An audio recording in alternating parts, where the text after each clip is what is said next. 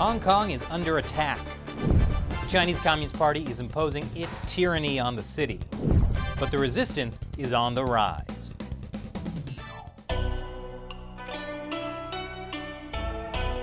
This is China Uncensored. I'm Chris Chappell. Can music change the world? Who knows, but it might be able to at least change Hong Kong. That's what Denise Ho hopes. She's one of the biggest pop stars in Hong Kong. She also had a huge following in Mainland China. But she put all that at risk by joining the 2014 Umbrella Movement, a student-led movement to bring democracy to Hong Kong. The movement was not well received by those in power.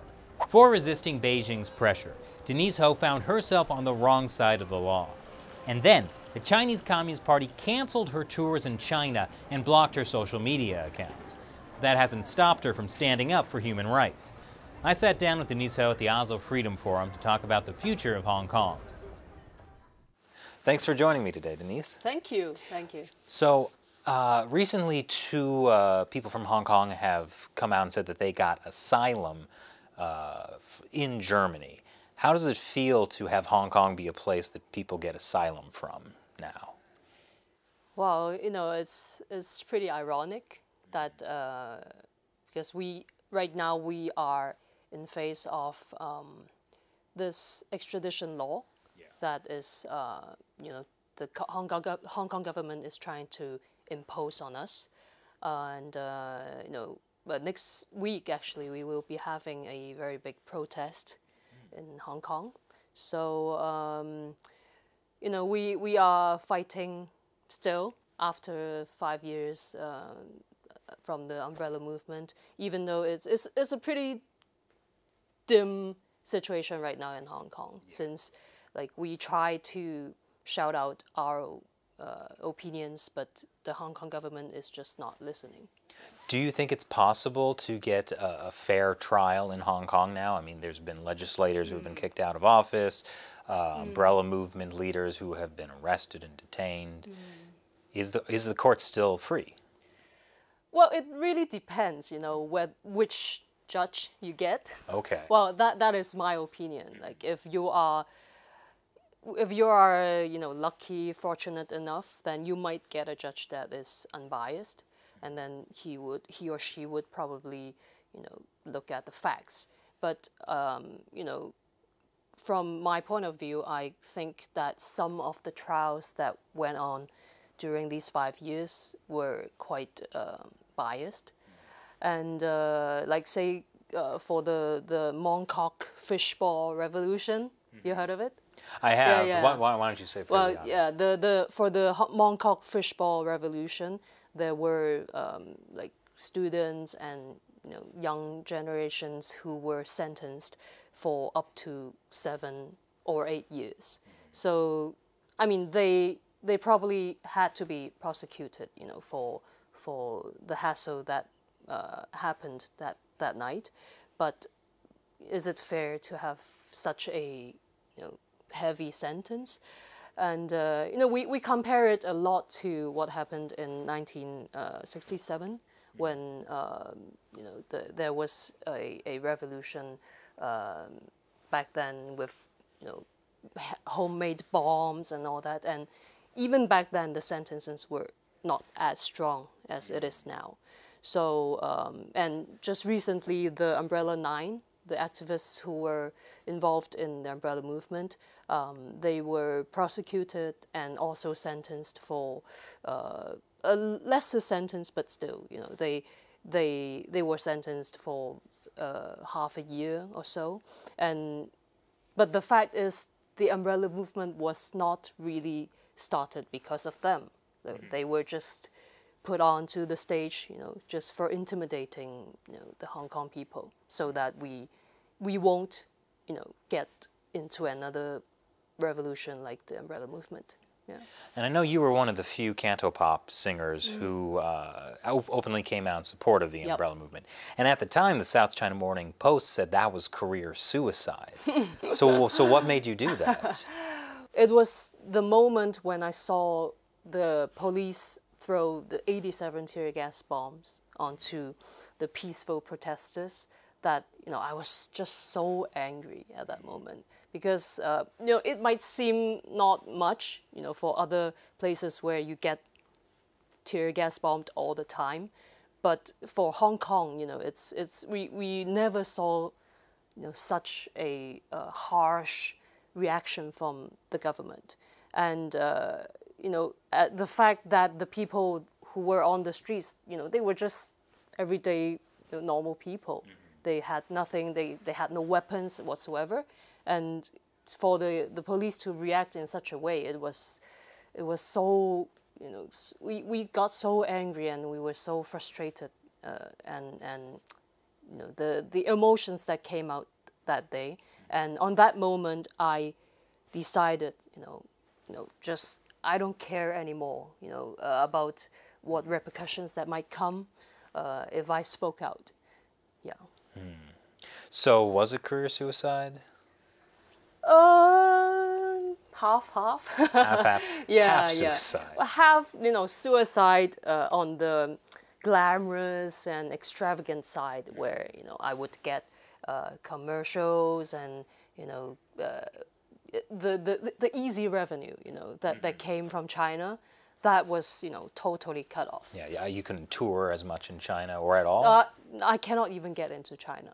Okay. Yeah, I was banned totally, and I was labeled Hong Kong poison. That's right. Yeah. And but on the other hand, I started my revolution of my own in the entertainment business, and and in 2016, when I was supposed to have a concert in the Hong Kong Coliseum, the biggest venue in Hong Kong, and normally you would have sponsors, backing you up, buying some of the tickets, and I got none of that. So what I did was I started a campaign to crowd sponsor the concert, and I broke up. If like normally the sponsorships would be 1 million Hong Kong dollars, then I broke it up into super small pieces, and I offered it to local businesses, and in the end we got 300 local businesses who backed us, and also 50,000 tickets sold out in hours. That's incredible. I almost wish more Western businesses would hear that, so they might think twice about oh, there are options besides just caving into mainland China. They are actually. Well, on the other hand, it's because I have a strong fan base, so I was pretty confident that even when I'm banned from China, they would be supporting me. But the key is, you have to be really flexible. Like, you cannot ride on the old ways, and you have to play a completely different game from what the traditional music scene is doing. Yeah. Well, considering the levels of influence the Chinese Communist Party is having in Hong Kong, have you ever considered singing mainly in Mandarin? Well, I did release 2 Mandarin albums, but that was mainly for Taiwan, the Taiwan market. And also before the umbrella movement, I was touring in China. I had this theater piece called, what was it called? 家宝玉, 家宝玉. Yeah, and it was based. The dream of Black Mansion, Red Mansions. Yeah. Okay. And so I toured for 3 years in different cities of China, and I actually gathered quite a number of fans during the pre umbrella movement years. So the thing that I feel it's a shame is that I cannot reach these fans as much right now, but they get through. They find ways to get in touch with me. Oh. Yeah, they have the VPNs in China, and they just use that, and you see all these comments on Instagram, Facebook, and they are the support from China, but also at the same time we call them the 50 cents, like those who on China Uncensored we know all about the 50 cent but army. It's quite ironic because they have to get through the wall to come onto platforms banned in China to criticize you. Yes, that is funny at some Well, point, to criticize Hong Kong poison, it's worth it. So I know your family originally fled China to Hong Kong to escape the Chinese Communist Party, and when it got close to the handover, they went to Quebec, right? Yes. Why did you go back to Hong Kong? Well, this is something that my dad always, he's on me all the time, because they used up a sum of money for us to get away from Hong Kong, and then I was the reason that now everyone is back in Hong Kong because of me. So, but the reason why I decided to go back to Hong Kong was my attachment to the Cantonese, the Canto-pop music scene, as my childhood teenage idol was the Canto-pop diva Anita Mui. And so in 1996, I decided to get back to Hong Kong to do the contest that she did 15 years ago. And by accident, I won. What do you mean by accident? Well, I was just a fan chasing my idol, and I just wanted to, get in touch with her, try to get a glimpse of her. But of course, I really loved singing and performing, and but the main reason was because I wanted to see my idol. Yeah. So, but fate happened, and I won, and so I stayed in Hong Kong since 1997. So I went back from 1997, and I started my music career since then. How many years ago? 15, 20-ish? Yeah. I know after the umbrella movement ended, there was sort of this idea that the young people of Hong Kong gave up or they were defeated. Is that true? In a way, yes. Like, it was quite gloomy and difficult, very, very difficult 5 years. I mean, at first, I think the first 2 years, people were still fighting. Like, people got really angry and frustrated. And so there were different ways. Some people got very violent, and, well, violent in a Hong Kong way. And, they were quite heavily criticized by, the pro-Beijing parties, which they used that as a tool to sort of a smear everyone. Yes, yes, and so that was when the prosecution and the political reprisal happened, and all those names that were detained and arrested during the umbrella movement, some of them were jailed, and then some of them were sentenced to different periods of time. And these 2 years, like, it's been quite depressing, a depressing time for the Hong Kong people, and especially the younger generations. Like, I have friends with families who chose to leave once again the city, like when my family did in the 80s. And most of them are young families with young children, because it's I could understand, I could relate to them, because if I had children right now, I would be quite worried, about what education they would be getting from the communist Hong Kong government. And there are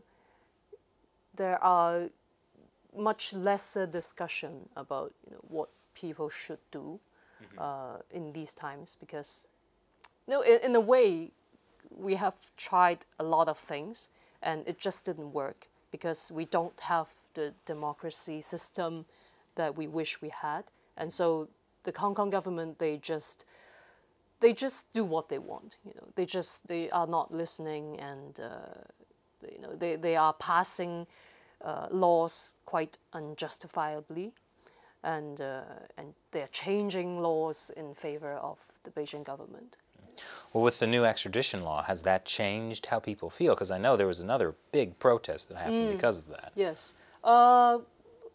in a way, yes. If discussions are warming up now, and personally, I hope that after these different periods of frustration, disappointment, that people would come to realize that this is a very long war. This is a very long battle that cannot be won. A very long battle that cannot be won, just within 1 or 2 years. It's a very difficult process, and I think Hong Kong people are learning, and we are a population that is educated to be quick and instantaneous. So this thought and notion of patience is just not we're just very not accustomed to that. So we are learning to be more patient and to work our way through these very difficult issues. And just a few weeks ago, we had the first protest for the extradition law. And that was since the umbrella movement, that was the first time that the number of people surpassed 100,000, and that is encouraging, for those who had been still working hard at it, and so we hopefully the next protest on the 9th of June, it would gather more people, and even though we know that a protest might not change a lot of things, but personally, I think it is a form of unity, and where people can see each other, and then we can get back into that notion of we are not alone, and we are still here, we are still numbered, and something can still be done. Yeah. What kind of support for Hong Kong would you like to see in the international community? Well, as someone who has been, banned and rejected by global brands, I think, there is power in international unity. Because what I see is, people are afraid of losing the China market. So, brands and businesses, they choose to not speak out, and they choose to stand on the side of money. So I think if the international market, they realize that there are other choices. I don't mean we have to ignore the China market. That is just part of the international market. And so when people realize that that is not the only choice, and we have more important values and things that we should focus on, I think that might gradually, be a force that, we could rely on each other, to gain back some of the values and the virtues that, are so important to us. So where do you see Hong Kong in 2047? In 2047, that's the big year. Yeah, that is that is something that I really have no answer for. I know what the reality is, but at the same time, I am still optimistic in a way that even the tyrants, the big machines, there are people behind it, and so in a way, people make mistakes, and people make decisions that drive things in various ways. So now, how many years we have? 20-ish? I can't do that, man. Yeah, and so a lot could happen in this period of time, and I try to stay not positive but optimistic, and we have to keep this optimism.